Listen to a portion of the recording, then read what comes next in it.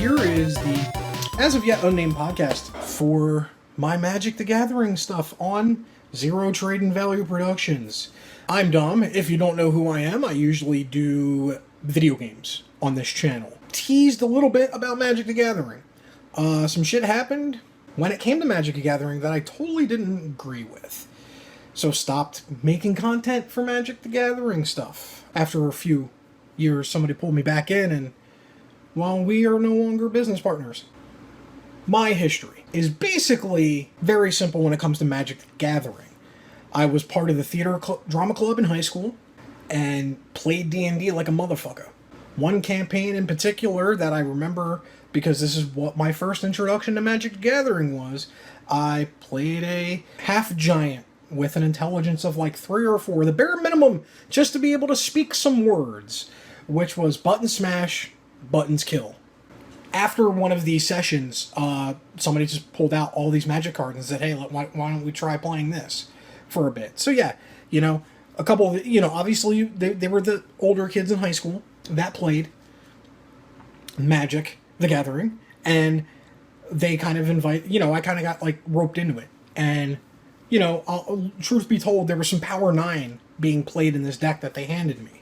Before y'all flip your shit, realize that this was literally when Magic the Gathering was still new.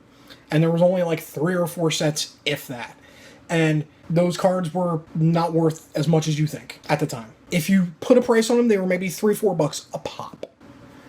Or a pack of cards. Depends on what you did. Not as crazy as it was. I played, and that got me basically playing Magic the Gathering all throughout high school. We got our cards because there was no local game stores, and we were all high school kids still who didn't drive yet. There was this indoor mini mall. Basically, there was like a food store, like a grocery store, like at the end of it. And there was like a Radio Shack. It was like a strip mall. But for some reason, they roofed in a walkway to all the stores.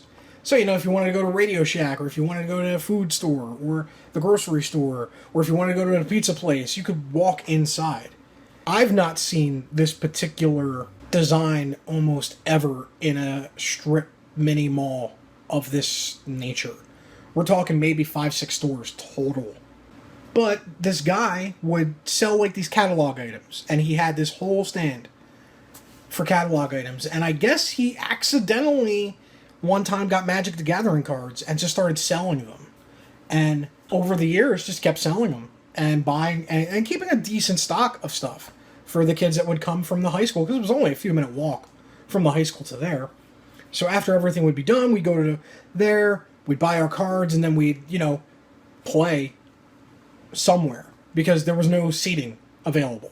This guy was literally just renting the indoor space in the walkway in between the stores. We would play kitchen table a lot. We would play at school lunch. We would play after school. There was like unofficial Magic the Gathering clubs. A couple of us would feel ballsy enough to go to a couple stores and play, because this was before F&Ms existed. This was when the formats were called Type 1, Type 1.5, and Type 2. This is New Jersey, and New Jersey tri-state area, especially the New Jersey, New York parts, had fucking killer competition. And it was cutthroat, and it was all winner take all. You lost in the first round, done, one and dones. And I played a blue-black control deck that bought back, at the end of it bought back a lot of spells, and I used Force of Wills to counter spells that my opponent would have. I would have like 8 counter spells, and literally it was a few Force of Wills and 4 counter spells, and everything else was just, control. Very little creatures. I think I played a few Singular Vampires and Mahomany Djinns. That was my win condition, unless it was like me constantly buying back spells that did 2 damage to you and lost. You lose 2 life, I gain 2 life. Or, just Necropotence my way into victory. Won maybe 20-something% of the time with the group that I played with. But it was my deck. I built it. I got all the cards for it. All the lands were foiled out. So graduating high school, everybody goes off to college and we all go our separate ways, and the Magic the Gathering group is like no more. So I held on to all these cards for nothing for years. And then regretfully, Around the time when I think I was like 30 something, I got rid of them all. At the time, I got fair market value for everything. If you look at it today, it wasn't fair market value, but if you look at it back then, it was. And I didn't care. What was I thinking? I wasn't playing anymore. Nobody was playing anymore that I knew. Maybe I'd play a game or two a year. So then flash forward a bunch more years, and I moved down here. I moved to North Carolina. And my wife goes into a sewing store, and I'm like, a fabric store, and I'm like, I'm done with fabric stores for the day. Thank you. I'm going to go into this place called Collectibles. And they were selling Magic cards. So by the time I walked out of there, I had a deck builder's toolkit. And then I'm going to play Magic cards. And 5 years later, still playing Magic. If I were to rate myself, like, how skilled I am of a player, I'm in it for the fun. I'm in it for shits and giggles. But now that I have the new hip and everything is gelling pretty well, I've noticed my play has gotten way better than ever. Last FNM I played, I went 4-0 with a Mardu Feather deck. Went up against some pretty stiff competition like Esper Control and Mono Red Burn using Experimental Frenzy and a green-white wolf deck that my wife was playing in round 4 that I helped make. Sorry. White-black vampires. Like, I played against some pretty good decks, and I 4-0'd, and maybe made one mistake the entire night. And I knew immediately afterwards of making the mistake that I made the mistake. Now, before, when I was, like, jacked up on gabapentin, probably I'm going 0-4 at that point, because I'm just sloppy playing, not playing very good, not playing very well. But yes, that is my history and formats that I am in right now. My favorite format of all time is still limited, whether that be sealed event or draft. I like those formats because for me, especially for a new player, if you're learning the game and if you're down for it, the only advantage people have are people who deep dive into draft in limited formats, who do research on that type of stuff. You don't have to like worry about having like your initial starter deck going up against like a $500 deck in standard, $600, $700 deck in standard. As long as like you draft good-ish, you have a decent fighting chance. Sealed is a completely different monster than limited, than draft. But I like that as well because usually that means pre-release, and I love me pre-releases. I did 7 fucking core 2020 pre-releases at the store that I normally play at because I fucking wanted to do 7 pre-releases at the store that I normally play at. My least favorite format of that is Two-Headed Giant. Hate it. And I hate it because if we mess up, it's my fault. So I'm screwing my partner out of packs or whatnot. Whereas if I build bad, it's on me. Only on me. I do have a modern deck. It's 8-whack Goblins. I have a Pauper deck. I have a strange Pauper deck. It's blue-white heroic. And the reason why I went blue-white heroic, even though I could do the mono-white heroic, is because it's kind of like a homage and throwback to the deck that got me back into playing Magic. The first deck I ever played consistently when I got into Magic again was blue-white heroic. And it was a budget deck, too, which could win very easily. Over the course of that time, while it was legal, I did my best to improve the deck as much as I could. So yeah, I have definitely a soft spot for my Pauper deck, even though it's not I could easily make it a Tier 1 Pauper deck. Just got into Commander, and the Commander deck that me and my wife share right now is the Rakdos Precon from 2019. I took 10 cards out of it already and put 10 kind of better cards in. The main one being Archfiend of Ifer. The Rakdos discard deck, Archfiend, makes sense to me. That's all I'm saying.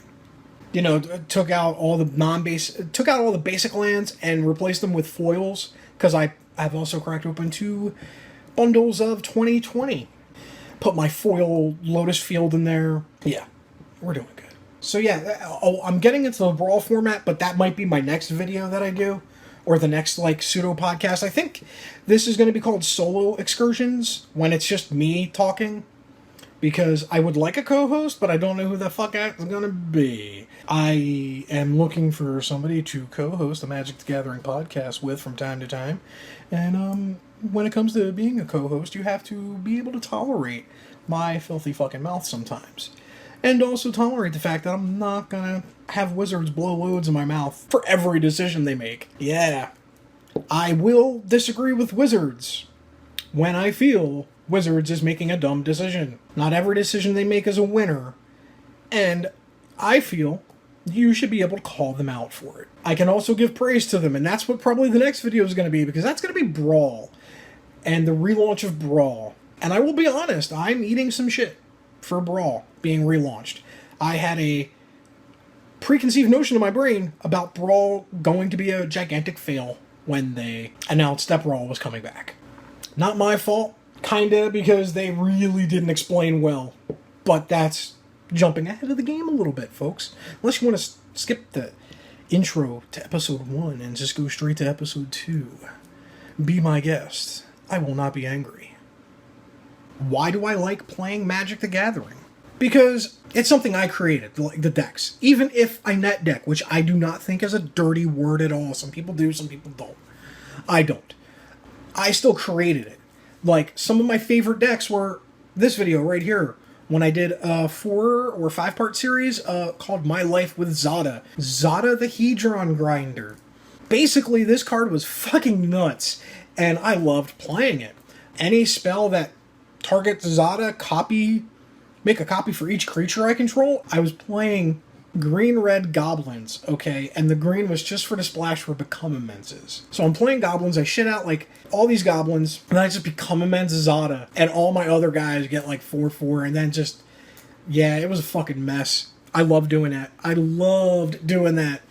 And then I went Jeskai Goblins, because I'm a terrible person, and I would Defiant Strike, and then Expedite, and then, I'm going to find the blue card right here.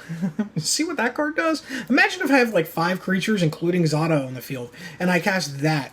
I'm drawing 5 cards, and everything becomes unblockable. Out of those 5 cards, I'm pretty sure I'm getting some gas. And it worked beautifully in Standard. Modern, not so much. I experimented with Zada a little bit.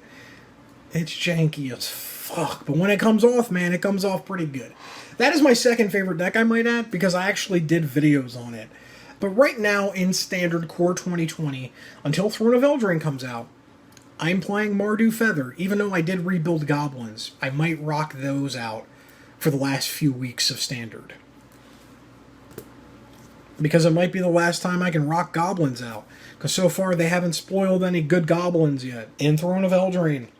I like the Mardu build of Feather. It's not the optimal run, but it's one of those rare times that I wish I wasn't laid up as long as I was, because I kind of jumped the gun before some other people started keying in on the fact of what Kaalia can do in Mardu Feather.